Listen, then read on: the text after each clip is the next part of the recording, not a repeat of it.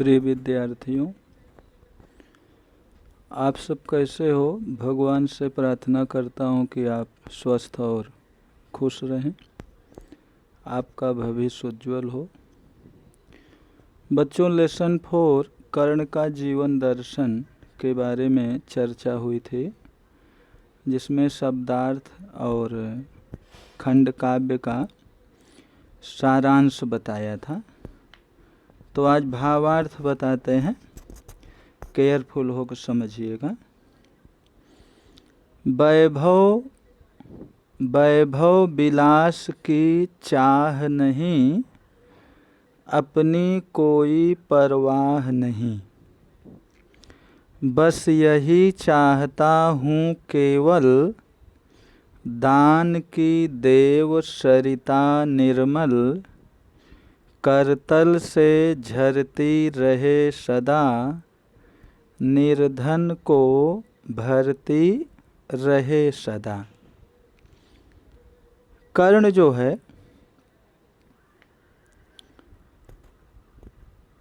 कर्ण का जीवन बहुत ही अन्याय युक्त और अपमान युक्त रहा है। भगवान कृष्ण कर्ण को बहुत समझाते हैं कि आप जो है पांडवों के पक्ष में युद्ध करिए। तो दिनकर जी ने उस समय का प्रसंग दिया है, लिखा है। वैभव विलास की चाह नहीं, अपनी कोई परवाह नहीं। प्रस्तुत खंड काव्य में दिनकर जी का कहना है कि वैभव विलास की चाह नहीं। कर्ण कृष्ण से कहता है कि मुझे वैभव विलास की कोई इच्छा नहीं है, धन दौलत की कोई इच्छा नहीं है, अपनी कोई परवाह नहीं। अब अपने जीवन की भी कोई परवाह नहीं है। ऐसा क्यों हुआ? क्योंकि भगवान कृष्ण ने कर्ण को राज्य का प्रलोभन दिया, सत्ता का प्रलोभन दिया। तो उसने कृष्ण से कहा, कर्ण ने कृष्ण से कहा कि मुझे वैभव विलास की कोई इच्छा नहीं है, धन दौलत की कोई इच्छा नहीं है, अपने जीवन की कोई परवाह नहीं है, वैभव विलास की चाह नहीं, अपनी कोई परवाह नहीं। मुझे अपने जीवन की कोई परवाह नहीं है, कोई चिंता नहीं है।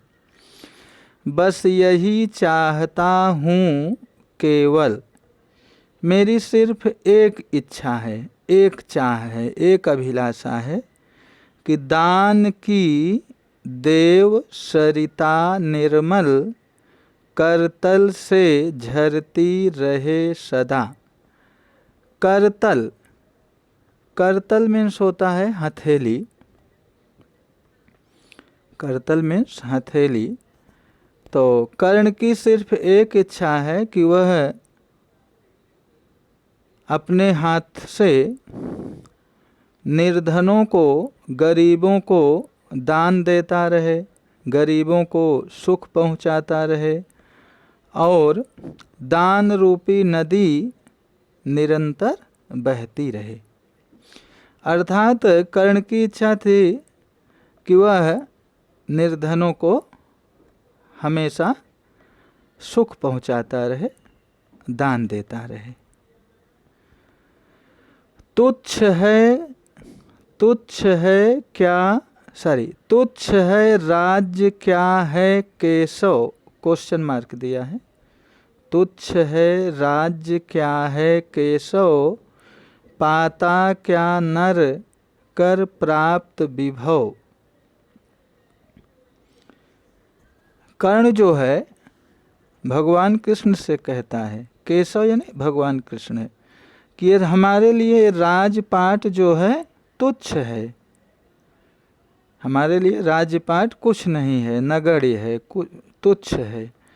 पाता क्या नर कर प्राप्त विभव, मनुष्य जो है धन दौलत प्राप्त करके क्या पाता है? चिंता प्रभूत, अगर मनुष्य को धन दौलत मिल गया तो उसके बदले में क्या मिलता है? चिंता प्रभूत, मनुष्य को चिंता मिलती है। अत्यल्प हास, लोग उसकी निंदा करते हैं।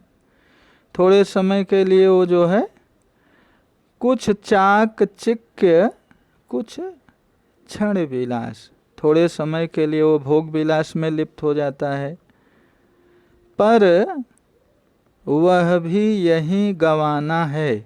जो भी उसने प्राप्त किया सब कुछ यही गंवा देना है, सब कुछ यही नष्ट हो जाता है। कुछ साथ नहीं ले जाना है। मनुष्य जो है खाली हाथ आता है और खाली हाथ चला जाता है। जन्म होता है तो खाली हाथ ही, और जब मृत्यु होती है तो खाली हाथ ही जाता है। तो कुछ साथ नहीं ले जाना है। जो भी धन दौलत है सब कुछ यहीं छूट जाता है और मनुष्य अकेले जाता है। इसलिए कर्ण के दृष्टिकोण से राजपाट, सत्ता, धन सब तुच्छ है।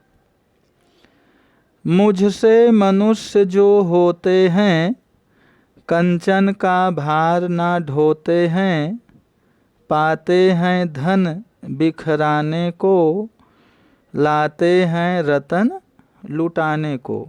मुझसे मनुष्य जो होते हैं, कर्ण जो है भगवान कृष्ण से कहता है कि मुझ जैसे जो मनुष्य होते हैं वे कंचन का भार नहीं ढोते हैं, वे धन एकत्र नहीं करते हैं। जो धन एकत्र करते हैं वे परोपकार में लगा देते हैं।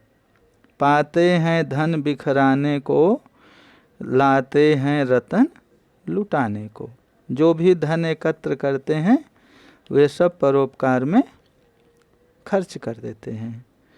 जग से ना कभी कुछ लेते हैं, संसार से वे कभी कुछ भी नहीं लेते हैं, कोई भी अपेक्षा नहीं रखते हैं। दान की हृदय कर देते हैं, बल्कि हृदय से, मन से ऐसे लोग, परोपकारी लोग दान करते हैं, दीन दुखियों की सहायता करते हैं। प्रसादों के कनकाभ शिखर होते कबूतरों के ही घर। महलों में गरुड़ ना होता है, कंचन पर कभी न सोता है। प्रसादों के कनकाभ शिखर, देवताओं या राजाओं का जो घर होता है उसे प्रसाद बोलते हैं। तो जो राजाओं के राजमहल हैं और उनके शिखर जो होते हैं, होते कबूतरों के ही घर, वे शिखर पर कबूतर निवास करते हैं। प्रसादों के शिखरों पर जो है कबूतर रहते हैं, वे कबूतरों का घर होता है। महलों में गरुड़ न होता है, गरुड़ पक्षी कभी महल में नहीं रहते हैं। कंचन पर कभी न सोता है, और उनके लिए ये भोग विलास भी व्यर्थ है, वो भोग विलास का भी जीवन नहीं जीते हैं। भले महल में रहते हैं लेकिन उनका महल घर नहीं होता है। बसता वह कहीं पहाड़ों में, शैलों की फटी दरारों में। गरुड़ पक्षी कहाँ बसते हैं? पहाड़ों में रहते हैं, पहाड़ों की दरारों में वो उनका निवास होता है। होकर समृद्ध सुख के अधीन, मानव होता नित तपः क्षीण। सत्ता किरीट मणिमय आसन, करते मनुष्य का तेज हरण। जो सुख समृद्ध के अधीन होता है, जो मनुष्य सुख समृद्ध के अधीन होता है, वह दुर्बल हो जाता है। उसके तेज से सत्ता, मुकुट, सत्ता यानी राजपद, मुकुट, सिंहासन, ये सब जो है मनुष्य के तेज को समाप्त कर देते हैं, मनुष्य के तेज को हर लेते हैं। नर विभव हेतु ललचाता है, मनुष्य जो है धन दौलत पाने के लिए लालसा रखता है, पर वही मनुज को खाता है, और वही धन दौलत जो है मनुष्य को नष्ट कर देता है। नर विभव हेतु ललचाता है, पर वही मनुज को खाता है। मनुष्य की इच्छा होती है कि अधिक से अधिक धन अर्जित करें, लेकिन वही जो है मनुष्य को समाप्त कर देता है। तो बच्चों, ये कर्ण का जीवन दर्शन जो अभी हमने भावार्थ आपको बताया है, वैभव विलास की चाह लास्ट में वही मनुज को खाता है, तो भावार्थ अपने शब्दों में लिखना है। यही होमवर्क रहेगा। Thank you.